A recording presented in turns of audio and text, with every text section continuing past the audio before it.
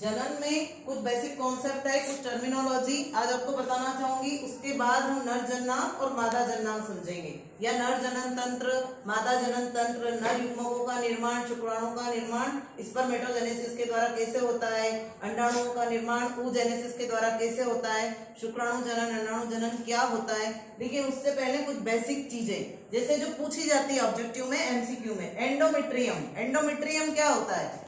जो गर्भाशय होता है, यूटेरस, जहाँ बच्चा 9 महीने तक बच्चा रहता है ना, परिपक्व होता है, उसकी आंतरिक दीवार, आंतरिक परत अंदर वाली, वो कहलाती है एंडोमेट्रियम।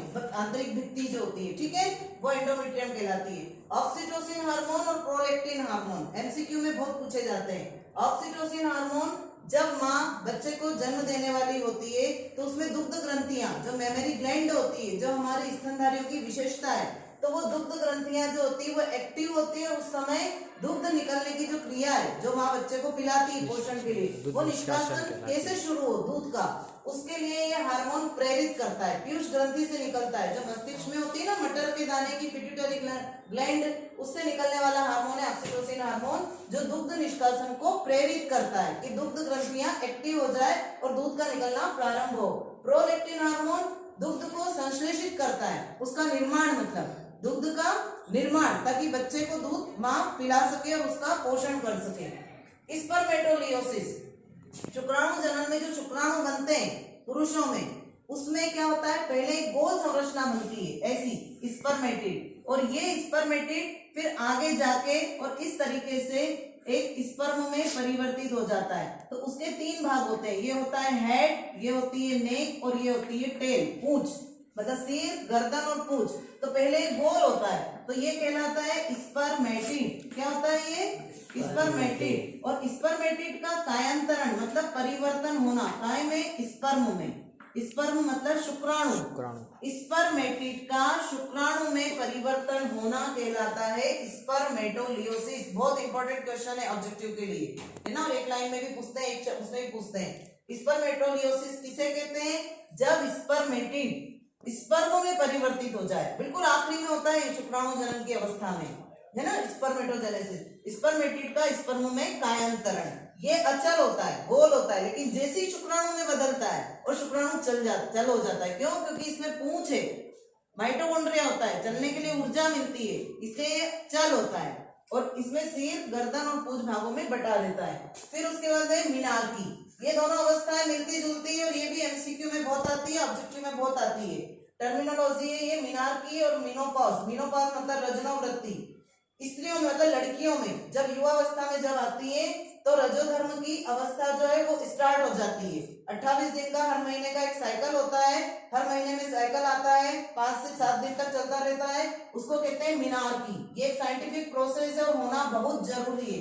जिसमें नहीं होती है उसके बहुत सारे साइंटिफिक रीजन होते हैं, उनका फिर ट्रीटमेंट लेना जरूरी होता है, क्योंकि वो स्त्री जो होती है, समझ लो उसमें फिर अंडाणु नहीं बन रहे हैं, और अंडाणु नहीं बन रहे हैं तो वो स्त्री बांझ स्त्री कहलाती है। उसको फिर आगे ट्रीटमेंट लेना पड़ता है कि उसमें ये अवस्था प्रारंभ हो जाए।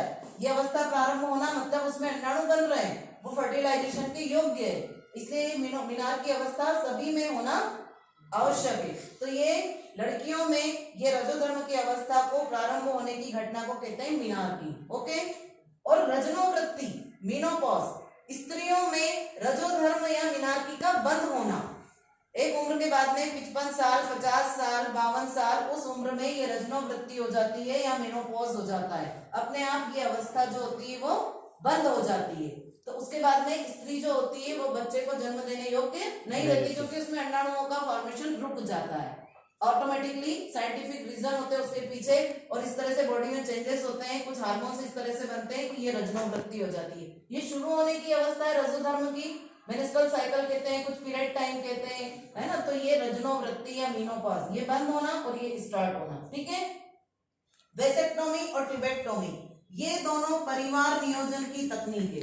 परिवार नियोजन इसकी तकनीक है, ये बहुत अच्छे से मालूम होना चाहिए आपको, परिवार नियोजन की तकनीक।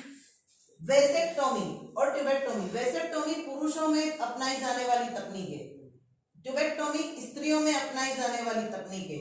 वेसेक्टोमी, इसको कैसे ध्यान रखोगे? पुरुषों में अपनाई जाने वाली तकनीक। बेस को आप ऐसे ध्यान रखो, बेस, बेस मतलब आधार, घर का आधार स्तंभ कौन होता है? स्तंभ घर का कौन होता है? पुरुष। तो पुरुषों में अपनाई जाने वाली वेसेक्टोमी, इसको बेस मत बोलना पर समझना बेस से, बेस मतलब आधार, क्योंकि कंफ्यूज हो जाते हैं बच्चे, स्त्रियों में ट्यूबेक्टोमी है या पुरुषों में, ऐसा लिखना नहीं आता है हमको, और ये आता ही आता है क्वेश्चन। वेसेक्टोमी मतलब पुरुषों में अपनाई जाने वाली तकनीक, उनमें क्या होता है, ऐसे शुक्रवाहिनियां होती है ना, तो वो शुक्रवाहिनियां क्या करती है, शुक्राणुओं को लेकर जाती है, कहाँ लेकर जाती है शुक्राणुओं को? गर्भाशय में, निषेचन के लिए। कहाँ जाती है? गर्भाशय में, निषेचन के लिए वहां पे जाती है। तो ये शुक्रवाहिनियां जो होती है इनको क्या करते हैं, काट कर बांध देते हैं, जो फेलोपियन ट्यूब होती है वहां लेकर जाती है। फेलोपियन ट्यूब में क्या होता है, फेलोपियन ट्यूब के वहां पे निषेचन की क्रिया होती है। स्त्रियों में जो मादा जन्नांग होता है वो इस तरीके से होता है, यहाँ से ये ओपन होगा और इस तरीके से, आपने 10th में चित्र बनाया होगा, ये फेलोपियन यहाँ पे ट्यूब होती है और ये यहाँ पे ऐसी हाथ जैसी संरचना होती है, और यहाँ से शुक्राणु पहुंचते हैं, ठीक है, यहाँ पे शुक्राणु पहुंचे और यहाँ से आता है अंडाणु, ओवरी होती है यहाँ पे, इस ओवरी से यहाँ पे आता है एग, EGG एग, और यहाँ से आता है स्पर्म, ये स्पर्म, इनके बीच में फर्टिलाइजेशन होता है। अब ये अंडाणु जो होता है यहाँ पे क्या हो रहा है, ये शुक्राणु है, अब ये शुक्राणु शुक्रवाहिनी के माध्यम से जाते हैं, किसके माध्यम से जाते हैं? तो उस शुक्रवाहिनी को ही काट कर, आपको नर जनन तंत्र का चित्र समझाएंगे तब उसमें बताएंगे कि शुक्रवाहिनी कहाँ होती है, तो शुक्रवाहिनियों को काट कर बांध देना, जिससे क्या होना, शुक्राणुओं का स्खलन रुक जाएगा, आगे बढ़ेंगे ही नहीं निषेचन के लिए। तो जब उसको काट कर बांध देते हैं तो उस क्रिया को कहते हैं वेसेक्टोमी और ट्यूबेक्टोमी। जब ये फेलोपियन ट्यूब यहाँ से स्त्रियों की, तो अंडाणु यहाँ से आया और यहाँ आगे गए ही नहीं निषेचन के लिए, यहाँ पहुंचना जरूरी है उसका शुक्राणु के पास, पर ये यहीं रुक गया, तो अंडाणु वहां तक नहीं पहुंच पाता है, क्योंकि इस नली को काट के हमने क्या कर दिया, बांध दिया, तो इसे कहते हैं ट्यूबेक्टोमी। ट्यूब को बांधा है, कौन सी ट्यूब को? फेलोपियन ट्यूब को, इसलिए ट्यूबेक्टोमी, ठीक है।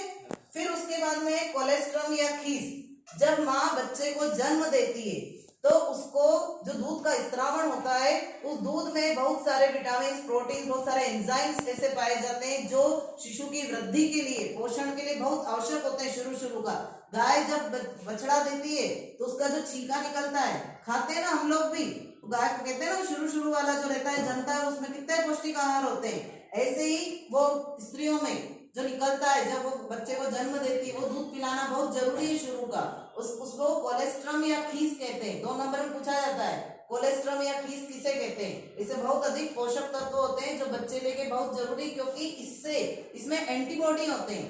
क्या होते हैं? एंटीबॉडी बहुत होते हैं इसमें, बच्चों में एंटीबायोटिक्स का निर्माण करते हैं ये जाके, तो ये एक प्रकार के आवश्यक पदार्थ इसमें है। कैस्ट्रेशन मतलब क्या करना, एक तो कैस्ट्रेशन हुआ और एक हुआ हिस्टेक्टोमी। क्या हुआ? हिस्टेक्टोमी का अर्थ क्या हुआ? हिस्टेक्टोमी का अर्थ यह होता है कि इसमें क्या किया जाता है, इसमें पहले तो कैस्ट्रेशन, इसमें हम क्या करेंगे, टेस्टिस और ओवरी, वृषण और अंडाशय को ही निकाल देते हैं, वृषण को और अंडाशय दोनों को निकाल देना। वृषण मतलब नर जन्नांग और अंडाशय मतलब मादा जन्नांग, ओवरी, तो उन दोनों को निकालना कहलाता है कैस्ट्रेशन। और हिस्टेक्टोमी का अर्थ ये होता है, ये भी परिवार नियोजन की ही तकनीक है, या कभी कभी किसी के कोई समस्या आ जाती है तो उसके कारण भी निकलवाना पड़ता है, तो वो कैस्ट्रेशन है।